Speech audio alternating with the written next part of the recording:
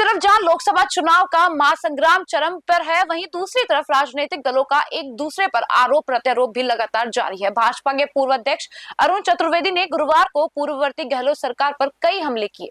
भाजपा मुख्यालय पर मीडिया से बात करते हुए चतुर्वेदी ने पूर्ववर्ती कांग्रेस सरकार को भ्रष्टाचारी बताया। भाजपा के पूर्व अध्यक्ष चतुर्वेदी ने अशोक गहलोत पर आरोप लगाते हुए कहा कि उन्होंने अपने रिश्तेदारों के 15 करोड़ की जमीन 3 करोड़ में आवंटित करवा दी। और क्या कुछ कहा भाजपा नेता अरुण चतुर्वेदी ने, आइए सुनाते हैं। नमस्कार दोस्तों, चुनाव अपने पीक पर है।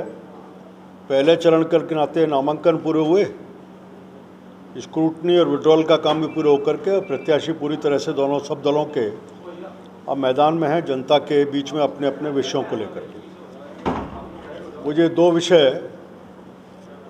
विशेष रूप से रखने थे, फिर उसका राखी जी कुछ विषय आपके सामने रखेंगी। अशोक गहलोत जी की सरकार में 2008 से 13 का कालखंड, बहुत सारे मुद्दों, उस समय भी भारतीय जनता पार्टी ने कई भ्रष्टाचार के मुद्दों को उनको उठाने का काम किया था। एक ब्लैक पेपर उस समय जारी किया था। उस समय भी जोधपुर में एक बहुत बड़ा चौहान बंधु जो अशोक गहलोत जी के रिश्तेदार थे, उनको लाइमस्टोन के माइंस का अवैधानिक तरीके से आवंटन हुआ था। बाद में बड़ा मुद्दा बना, उसको वो लेकर के पिछली सरकार के द्वारा उसके ऊपर कार्रवाई की गई।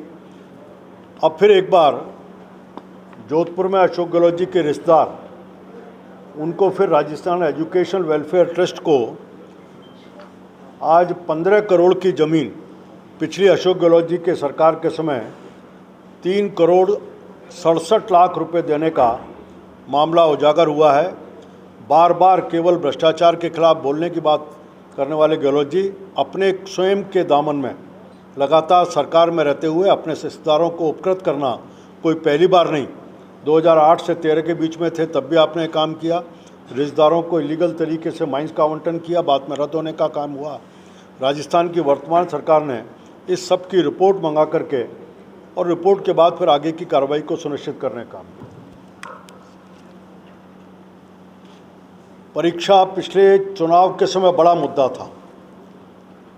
रीट और उसका एसआई अलग अलग तरह की 19 परीक्षाओं का रद्द होना राजस्थान में युवाओं के सपनों को पूरी तरह तोड़ने का काम पिछली अशोक गहलोत की सरकार ने किया। किसी प्रकार की कार्रवाई नहीं हुई। वर्तमान में भजनलाल जी की सरकार बनने के बाद उन्होंने कहा पहले इसके ऊपर सीधे सीधे एक स्पेशल ग्रुप एसओजी को इस काम को दिया, कार्रवाई शुरू की। कोई किस परिवार से आता है, किस से जुड़ा हुआ है, इस महत्व नहीं देते हुए राजस्थान की भारतीय जनता पार्टी की सरकार ने, जिन्होंने भी युवाओं के सपनों को तोड़ने का काम किया, चकनाचूर करने का काम किया, उनके ऊपर कार्रवाई सुनिश्चित की।